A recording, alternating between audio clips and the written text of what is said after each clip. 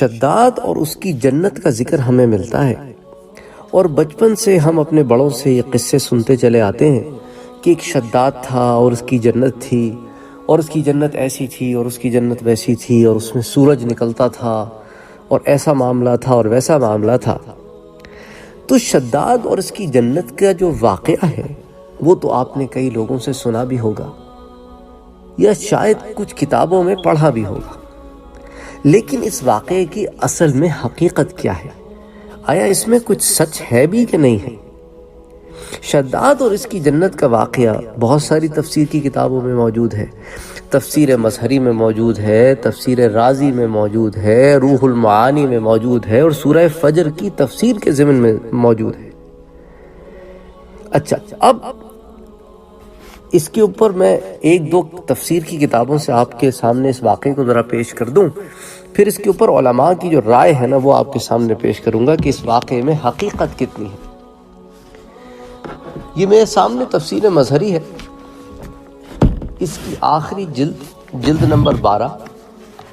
اس میں سورہ فجر کی جو تفسیر ہے، جس میں جو آیات ہیں ارم ذات العماد، تو اس ضمن میں کچھ تفسیرات ہمارے سامنے آتی ہیں۔ یہ اس میں لکھتے ہیں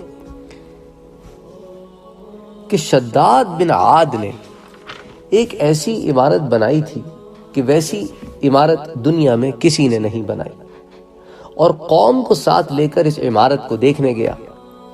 ابھی ایک شبانہ روز کی مسافت پر ہی تھا کہ بحکم خدا آسمان کی طرف سے ایک چیخ پیدا ہوئی جس سے شداد اور اس کی قوم کے تمام لوگ ہلاک ہو گئے۔ اچھا، سعید بن مسیب رحمۃ اللہ علیہ نے کہا کہ ارم ذات العماد ایک شہر کا نام ہے جس کو دمشق کہا جاتا ہے۔ قرطبی نے اسکندریہ کو ارم ذات العماد کہا ہے۔ اس صورت میں یہ معنی ہوگا کہ اللہ نے عاد کو ہلاک کیا جو ارم ذات العماد کے رہنے والے تھے۔ گویا ارم ایک شہر کا نام ہوا اور ذات العماد اس شہر کی صفت۔ مراد یہ کہ اس شہر میں بلند عمارتیں موجود تھیں۔ تو تفسیر مظہری میں تو اس بارے میں یہ تفصیلات آتی ہیں۔ اچھا، آئیے ذرا دیکھ لیتے ہیں تفسیر ابن کثیر۔ تو تفسیر مظہری مولانا پانی پتی رحمۃ اللہ علیہ نے لکھی، ہند و پاک کی سرزمین سے ان کا تعلق ہے۔ تصوف کی دنیا میں تفسیر مظہری کا ایک بہت اونچا مقام ہے۔ اب ذرا تفسیر ابن کثیر کو بھی دیکھ لیتے ہیں کہ آیا اس میں اس بارے میں کیا ڈیٹیلز آتی ہیں، اور پھر اس کے اوپر علماء جو ہے وہ کیا رائے قائم کرتے ہیں۔ اس میں وہ لکھتے ہیں کہ بعض حضرات تو یہ کہتے ہیں کہ ارم ذات العماد ایک شہر ہے، یا تو دمشق ہے، دمشق یا اسکندریہ ہے، لیکن یہ قول ٹھیک نہیں، اس لیے کہ عبارت کا ٹھیک مطلب نہیں بنتا، کیونکہ یا تو یہ بدل ہو سکتا ہے یا عطف۔ دوسرا اس لیے کہ یہاں یہ بیان مقصود ہے کہ ہر ایک سرکش قبیلے کو اللہ نے برباد کیا جن کا نام عادی تھا، نہ کہ کسی شہر کو۔ ابن کثیر لکھتے ہیں کہ میں نے اس بات کو یہاں اس لیے بیان کر دیا تاکہ جن مفسرین کی جماعت نے یہاں یہ تفسیر کی ہے ان سے کوئی شخص دھوکے میں نہ پڑ جائے، تو اب انہوں نے اس کی وضاحت کر دی۔ پھر وہ لکھتے ہیں کہ یہ ایک شہر کا نام ہے جس کی ایک اینٹ سونے کی، دوسری چاندی کی، اس کے مکانات، باغات، محلے سب سونے چاندی کے، کنکر، لولو اور جواہر، مٹی، مشک، نہریں اس میں بہہ رہی ہیں، پھل تیار ہیں، کوئی رہنے سہنے والا نہیں ہے، در و دیوار خالی ہیں، کوئی وہاں ہو اس کا تو سوال ہی پیدا نہیں ہو سکتا، کوئی داخل ہی نہیں ہوا۔ تو یہ شہر جگہ بھی بدلتا رہتا ہے، کبھی شام میں، کبھی یمن میں یعنی شام کی سرزمین میں، کبھی یمن کی سرزمین میں، کبھی عراق میں، کبھی کہیں۔ یہ کہتے ہیں یہ ساری کی ساری جتنی باتیں ہیں یہ سب اسرائیلیات ہیں، یہ سب خرافات بنی اسرائیل کی ہیں، کہ جن کی یہ افسانے جو ہے وہ تفسیر کی کتابوں میں آ گئے ہیں۔ اور یہ ہاروت ماروت والا یہ قصہ ہے کہ اس کی اصل تو کم ہوتی ہے اور باتیں زیادہ ہوتی ہیں۔ تو ہاروت ماروت کی تو میں نے آپ کے سامنے تینوں رائے ہاروت ماروت کی تفسیر میں بیان کر دی۔ تو اس میں وہ یہی رائے قائم کرتے ہیں کہ یہ اسرائیلیات میں سے ہیں،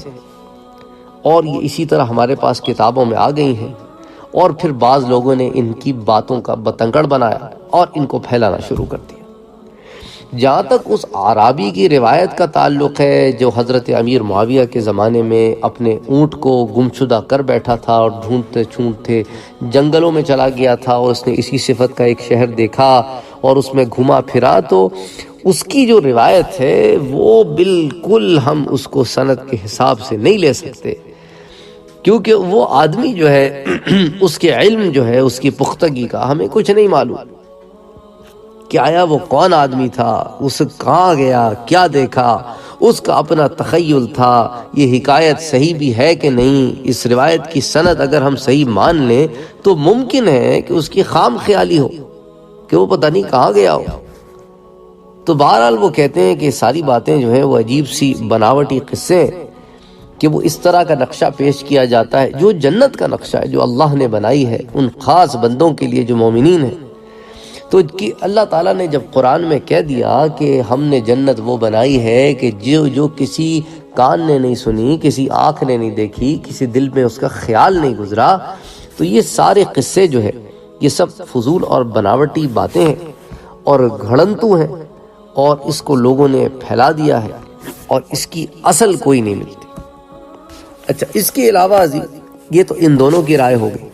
اس کے علاوہ عظیم جیسا کہ میں نے آپ سے کہا کہ بھئی یہ تفسیر رازی میں بھی آتا ہے، ظروف المعانی میں بھی آتا ہے، لیکن اس میں کسی بھی مفسر نے اس کو نقل کرنے کے بعد اس پہ کوئی بحث نہیں کی، اس پہ کوئی بحث نہیں کی، یہاں تک کہ روح المعانی میں علامہ آلوسی رحمۃ اللہ علیہ نے اس پر بس یہ تبصرہ کیا ہے، روح المعانی کی جلد نمبر 15 صفحہ نمبر 338 پہ وَخَبَرُ شَدَّادِ الْمَذْكُورِ أَخُوهُ فِي الضَّعْفِ بَلْ لَمْ تُصِحْ رِوَایَتُهُ كَمَا ذَكَرَهُ الْحَافِظ ابن حجر فَهُوَ مَوْضُوعٌ كَخَبَرِ ابن قلابہ، یعنی وہ کہتے ہیں کہ شداد کا جو واقعہ ہے وہ بالکل من گھڑت ہے، اور اول ذکر ہر دو جو تفاسیر ہیں نا، جو پہلے جو تفسیر میں نے آپ سے بیان کی، تفسیر روح المعانی کے علاوہ جو دو تفسیر مظہری ہے اور تفسیر رازی ہیں، ان میں بھی اس واقعے کو کسی مسترد روایت سے بیان نہیں کیا گیا، اور وہ بھی یہ کہتے ہیں علامہ آلوسی رحمۃ اللہ علیہ کہ لم تصح روایتہ، اس کی جو روایت ہے وہ بالکل صحیح نہیں ہے،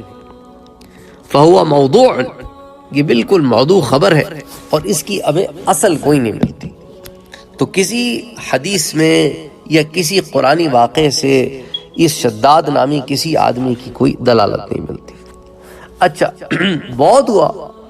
تو ثور بن زید دہلی رحمت اللہ علیہ، ان کا ایک قول ہمارے سامنے آتا ہے، وہ بھی یہ کہتے ہیں کہ میں نے ایک ورق پہ لکھا ہوا یہ پڑھا۔ اب اس ورق کی کیا دلیل ہے، اس ورق کی کیا سورس ہے، کسی کو نہیں معلوم۔ وہ کہتے ہیں میں نے اس ورق پہ لکھا ہوا یہ پڑھا کہ میں شداد ابن عاد ہوں، میں نے ستون بلند کیے ہیں، میں نے ہاتھ مضبوط کیے ہیں، میں نے 7 ذراع کے خزانے جمع کیے ہیں جو امت محمد صلی اللہ علیہ وسلم نکالے۔ غرض خواہ یوں کہو کہ وہ عمدہ اونچے اور مضبوط مکانوں والے تھے، خواہ یوں کہو کہ وہ بلند و بالا ستونوں والے تھے، یا یوں کہو کہ وہ بہترین ہتھیاروں والے تھے، جو کوئی بھی قرآن کی مراد ہو ارم ذات العماد سے۔ تو یہ ایک خط یا ایک ورق جو ہے وہ بھی کسی شداد ابن عاد کی اس جنت کو نہیں بیان کرتا۔ ٹھیک ہے، اونچے اونچے بڑے بڑے محل بنائے ہوں گے، ستون بنائے ہوں گے، لیکن یہ جو جتنی ساری کہانیاں ہم تک پہنچی ہیں اس کی اصل ہمیں کسی کتاب میں صحیح سند کے ساتھ نہیں ملتی۔ وما علینا الا البلاغ۔